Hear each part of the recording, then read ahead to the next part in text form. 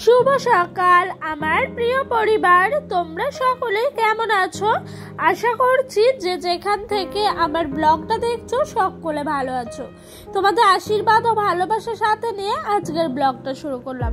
এখন বাজে ঘড়ির কাঁটায় ওই সকাল 6টা মতো। তো ঘুমের থেকে উঠেছি অনেক সকাল সকাল উঠে, কিন্তু সংসারের সমস্ত আশিবাসী কাজকর্ম সামলে একেবারে 6টার সময় এদিকে আসলাম উনানটায় ছাই তুলতে। উনানে জানো তো বেশ কিছুদিন ধরে ছাই তোলা হয় না, আর এই কদিন ধরে আম পাতা দিয়ে রান্না করব, সেই কারণে আমাকে কিন্তু প্রত্যেক দিন উনান থেকে ছাই তুলতে হবে। না হলে কি বলতো, পাতা দিয়ে রান্না করলে না একদিনেই উনান পুরো ভর্তি হয়ে যায়। কাঠ দিয়ে রান্না করলে হয়তো 3-4 দিন পর পর একদিন ছাই তুললে অসুবিধা হয় না। তাই দেখেছো কত ছাই জমে গেছে, এই যে লোহার গামলাটা পুরো এক গামলা হয়ে গেছে। এত ছাই বলে বোঝানোর মতো নয়। তো সমস্ত ছাইগুলো তুলে একেবারে পাশ ফেরে রেখে দিচ্ছি। আর এখন জানো তো যতটা পারছি বাইরের কাজগুলো সামলে নেওয়ার চেষ্টা করছি। কেন বলো তো, ডোডো আছে, ঘরে গেলেই ও আমার একটু আওয়াজ পেলে উঠে পড়বে, তখন এই সমস্ত কাজে আর হাত দিতে পারবো না। তখন মনে হবে ও উঠে পড়লো, ব্রাশ করিয়ে খাইয়ে দাইয়ে করবো। আর এসব করতে গেলে কাজগুলো যেন কিভাবে দেরি হয়ে যায়। ও যতক্ষণ ঘুমায় ততক্ষণের কাজগুলো দেখি খুব তাড়াতাড়ি ঝটপট করে সুন্দর করে হয়ে যায়। আর এই বস্তার না অর্ধেকের বেশি কিন্তু পাতা আমার শেষ হয়ে গেছে। কালকে আর কিছুটা আছে, এটা আজকে সকালে রান্নাটা করলেই কিন্তু শেষ হয়ে যাবে। তাই বস্তাটা একেবারে খালি করে শ্বশুর মশাইকে দিয়ে দিলাম। উনি বললো বস্তাগুলো খালি করে দাও, আবার পাতা আনতে যাবো, সেই কারণে। তো এই দেখো ব্রাশগুলো সবার ব্রাশে মাজন দিয়ে দিচ্ছি। আর আমাদের বাড়িতে মেম্বার হলো 5 জন, কিন্তু আমার শ্বশুর মশাই ব্রাশে ব্রাশ করেন না, উনি হাত দিয়ে নুন দিয়ে ব্রাশ করেন ওনার দাঁতের একটু সমস্যার জন্য। আর বাদ বাকি আমাদের 4 জন 4টে ব্রাশে কিন্তু আমি মাজন দিয়েই দিলাম। তারপরে ওইদিকে বাসি কাজকর্ম শেষ। এখন বাসি নাইটিটা ছেড়ে একেবারে পরনে অন্য নাইটি পরলাম, কাঁচা নাইটি। তো তারপর এসে ঘরে বিছানাটা তুলে নিচ্ছি ঝটপট করে। আর মশারিটা যেন ভাঁজ করাটাই বেশি কাজ মনে হয় বিছানা তুলতে গেলে। এখন ও তো তোমার শীতকালের সময় বেশি কাজ বলতে তখন তো আরো বেশি কাজ থাকে বিছানা তুলতে, কিন্তু এখন যেন কাজগুলো অনেক কমে যাওয়াতে খুব ভালো হয়েছে জানো তো বন্ধুরা। তো এদিকে তোমাদের সঙ্গে কথা বলতে বলতে আমি এই বিছানার চাদরটাও কিন্তু সুন্দর করে পাশ দিয়ে গুজে দিচ্ছি। আর আমি জানো তো এই বিছানার চাদরটা না চিরুনি দিয়ে গুজি, তাহলে কিন্তু খুব সুন্দরভাবে ভেতরে ঢুকে যায়। হাতে করে গুজতে গেলে আমার হাতেও ব্যথা লাগে, প্লাস ঢুকতে চায় না। এই চিরুনির সাহায্যে তোমরা যদি কেউ চাও বিছানার চাদর এরকম তোষক জাজিনের নিচে গুজে রাখবে, কিন্তু গুজে রাখতে পারো, খুব সুবিধা হয় জানো চিরুনি দিয়ে করতে। আর এইদিকে সকালে রান্না বসিয়ে দিয়েছি। সকালে চাটা করে খাওয়া দাওয়া হলো, ডোডোকে খাইয়ে একেবারে ওর পাপার কাছে বই দিয়ে পড়তে বসালাম। এদিক দিয়ে কিন্তু ভাত নেমে গেছে। আজকে সকালে বেশি কিছু রান্না করব না, করব আজকে হলো তোমার ভাত, আলু সেদ্ধ আর হলো একটু বেগুন ভাজা করব। এই গরমের মধ্যে যেন বেশি খেতে ইচ্ছেই করছে না, এখন মনে হচ্ছে যত হালকা পাতলা খাওয়া যাবে ততই ভালো। আর এই পাতার আগুন যেন ধৌ দাও করে জ্বলে ওঠে, আবার একটু সরাও যায় না, মানে এদিক থেকে ওদিক করলে পাতা পুরো নিভে যায়। এতটাই কষ্ট হচ্ছে কি বলবো। আর ধোঁয়া জমে যায় জানো, মানে পাতাটা যদি আবার দিই না তখন এত ধোঁয়া বের হয়, তখন যেন বিরক্তিকর লাগে, মানে উঠে চলে যেতে পারলেই বাঁচা যায়। তো এই যে শুকনো লঙ্কাগুলো আগে ভেজে নিচ্ছি। কেন বলো তো, সকালে বললাম না আলু সেদ্ধ ভাত করছি, সেই কারণে একটু শুকনো লঙ্কাটা তেল দিয়ে তোমার ভেজে নেবো। তারপরে জানো তো শুকনো লঙ্কাটা একটু তোমার লবণ দিয়ে তারপর কাঁচা পেঁয়াজ দিয়ে আলু সেদ্ধটা মাখবো, তাহলে কিন্তু খেতে ভীষণ ভাল লাগবে। আর সকালে বেশি কিছু করি না জানো, কারণ কি বলতো এই গরমের মধ্যে বেশি কিছু করতেও আমার মন চায় না। হয়তো এক তরকারি ভাত করলে বাড়িতে সবাই অনায়াসে খেয়ে ফেলবে, কিন্তু কি বলতো সময়টাও অনেক কম, আবার করতেও ইচ্ছা হয় না ছোট ছেলে নিয়ে। ওদিক দিয়ে ডোডোর পাপা আজকে একটু বাজার গেছিল, তো বাজার থেকে একেবারে একটা বড় কাতলা মাছ নিয়ে এসে। আর এই কাতলা মাছ কাটতে গিয়ে ভীষণ কষ্ট হয় জানো, কারণ কি বলতো কাতলা মাছের মাথা মোটা, তো তাই মাথাটাই কাটা হয় না, কিন্তু মাছটা কি স্লিপ কাটছিল। আর মাছটা যে এত বড় হাঁ করে রেখেছে, এটা দেখে সত্যি আমার ভীষণ কষ্ট হচ্ছিল জানো। মনে হচ্ছে যে মাছটা কাটবো না বা রেখে দেবো। মাছটা অবশ্য জ্যান্ত ছিল কেনার সময়, তারপরে কিন্তু মরে গেছিল। তো এত খারাপ লাগছে বলার কথা নাই, কিন্তু কিছু করার নেই, আমরা তো মানুষ, মানে সবাই তো মাছ খেতেই হবে, আমাদেরটা ওইটা খাদ্য তালিকার মধ্যেই পড়ে, তাই না বলো? কিন্তু আমার কাটতে, সত্যি কথা বলছি, এখনো অবধি আমার না একটুও মন চাইছিল না। মাছটা এত বড় হাঁ করে রেখেছে দেখো, আর মাছটা খুব স্লিপ জানো, মানে মাথাটা এত মোটা আর লেজের কাজটা সরু, হাতে একদিক দিয়ে ধরছি তো আরেক দিয়ে যেন পিছলা খেয়ে বেরিয়েই যাচ্ছে। আর মাছটার মাথাটা এতটাই মোটা, সেই কারণে কিন্তু মাছটার মাথাটাতেই সব ওয়েট চলে গেছে। আর এই মাছটার ওয়েট ছিল ওই 600 মতো। তাই জানো তো আমাদের সকাল মানে দুপুরটা কোনো রকমে হলো টেনে টুনে, আর রাতের বেলা 1 পিস কিন্তু মাছ ছিল, ওই রাতে টোটোর পাপাকে দিয়ে দেবো, তাতেই কিন্তু হয়ে যাবে। আর মাছের মাথাটা এত মোটা মাথা তো, তাই টোটোর পাপা বললো অন্য কিছু করে নাও, মাছের ঝোলে দিলে মাথাটা খেতে একটু ভাল লাগবে না। আর মাথাটা যেন আমি মাঝখান দিয়ে ফালা করার চেষ্টা করছিলাম, কিন্তু কিছু মতেই হচ্ছে না, এত মোটা শক্ত এই বটিতে একটুও নামছে না জানো বন্ধুরা। তো বন্ধুরা, তোমরা যারা যারা এখনো অবধি আমার ব্লগটা দেখছো, তোমাদের কাছে ছোট্ট অনুরোধ, পুরো ব্লগটা দেখে যেও, প্লিজ স্কিপ করে যেও না। তোমাদের সাপোর্ট ভালোবাসা আমার কিন্তু একান্ত দরকার, তোমাদের সাপোর্ট ভালোবাসা ছাড়া আমি এত বড় প্ল্যাটফর্মে কিচ্ছু না।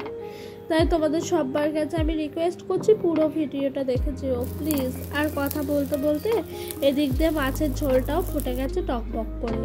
আর এই দেখো, আর মাছগুলো না আগের থেকে ভেজে রেখে দিয়েছিলাম, তাই ঝোলটা টকবক করে ফুটে যাওয়াতে মাছগুলো একেবারে তোমার উনানের মধ্যে জালে দিয়ে দিলাম, তাতে করে মাছটা একটু ফুটে যাবে, আর খেতেও কিন্তু তখন ভীষণ ভালো লাগবে।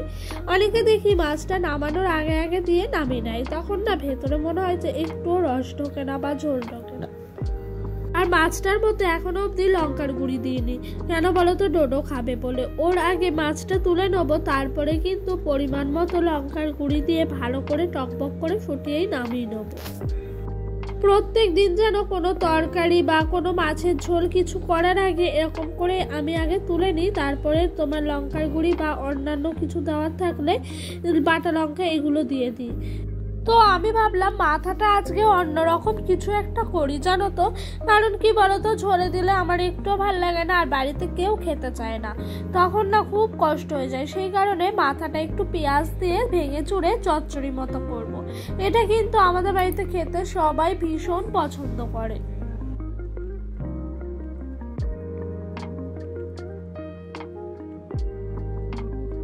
আরো বেশি করে পেঁয়াজ দিয়ে চচ্চড়ি করার মাথাটা কারণ হলো শাশুড়ি মার তো সুগার, তাই উনি না একটুও মাছ দিয়ে আলু দিয়ে ঝোল খান না, সেই কারণে না আমি একটু পেঁয়াজ দিয়ে মাছটা করলাম, তাতে করে উনি কিন্তু ভাত কটা দুপুরবেলা একটু কষ্ট করে হলেও খেতে পারবেন।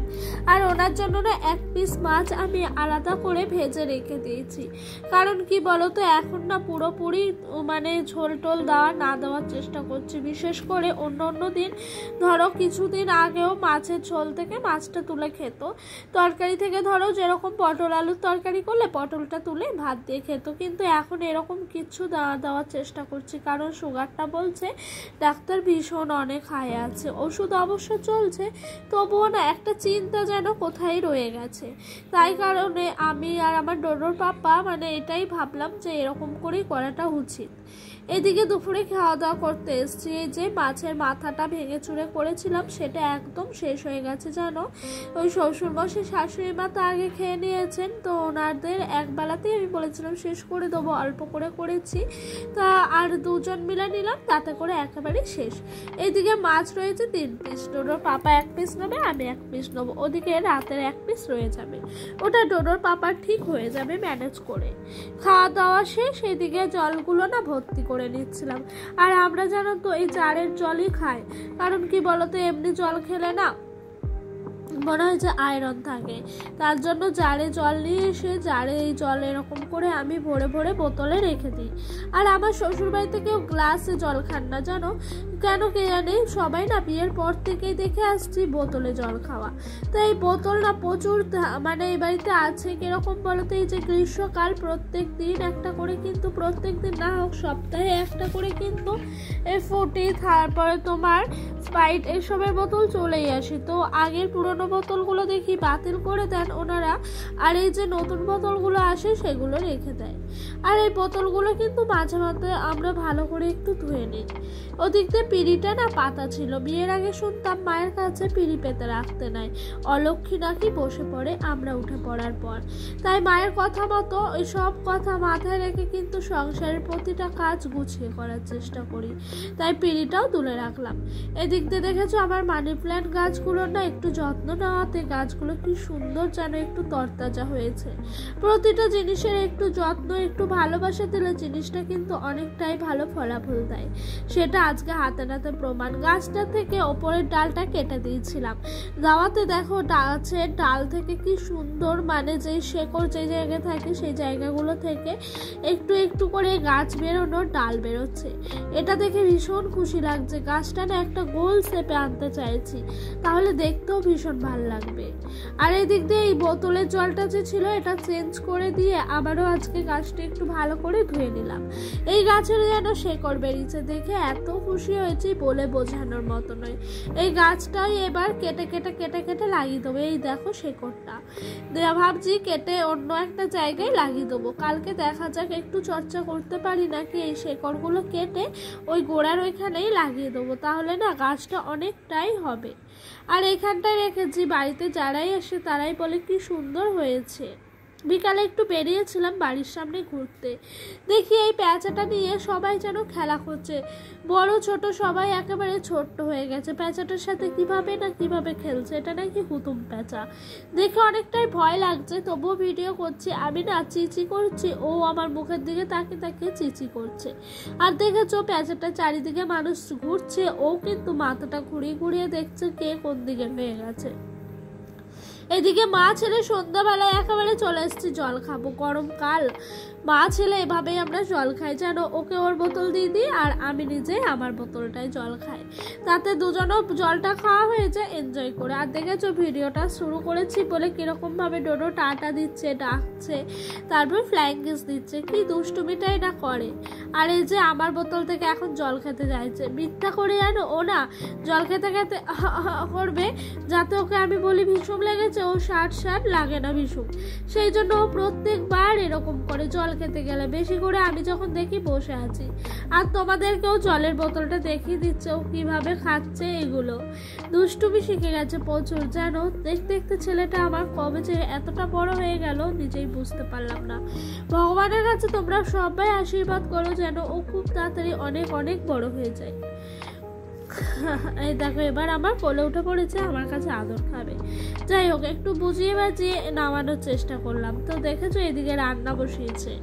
কি রান্না করছিস বলা তো না, একটু মুচকি হাসি দিয়ে বলছে ডাল ভাত এইসব, কিন্তু কি যে করছে রান্না কে জানে, হাতির মাথা বোঝাই যায় না। তো এই দেখো গ্যাস ওভেনের মধ্যে কড়াই চাপিয়ে দিয়েছে একদিকে ভাত বসিয়ে দিয়েছে, এইসবই করছে। আর এই টেডিটাকে না ও বলছে খা খা ভাই খা, এরকম একটা করেই যাচ্ছে। ও যে দুষ্টুমিটা এত শিখে গেছে কি বলবো। কিন্তু কি বলতো এই খেলনাগুলো দিলে না ও অনেকক্ষণ বসে থাকে, আমার না অনেকক্ষণ একটু নিশ্চিন্তা লাগে, মনে হয় যে না ও একটু খেলছে, খেলাতে আমার কিছু কাজ থাকে। আমাদের মায়েদের প্রত্যেক দিন কিছু না কিছু কাজ থেকেই যায়, বাচ্চা যতই খেলাধুলা করুক না কেন সন্ধ্যার পর থেকে যেন কাজগুলো লেগেই যায়। আর ও দেখেছো দুই পায়ের ফাঁকে বসিয়ে কেমন খাবার খাওয়াচ্ছে, মানে মাথার মধ্যে দিয়ে ঢেলে দিচ্ছে। আমি যেরকম করে ওকে বসিয়ে ভাত খাওয়াই সেরকম করেই ও একেবারে শিখেছে, ওরকম করে ও কি সুন্দর পরিপাটি করে খাওয়াচ্ছে। তো বন্ধুরা চলো ভিডিওটা এখানে শেষ করছি। তোমাদের যদি ভালো লাগে অবশ্যই লাইক কমেন্ট করো। ভিডিওটা তোমাদের যদি আরো ভালো লেগে থাকে চ্যানেলটি সাবস্ক্রাইব করে পাশে থাকা বেল নোটিফিকেশনটা অন করে দিও।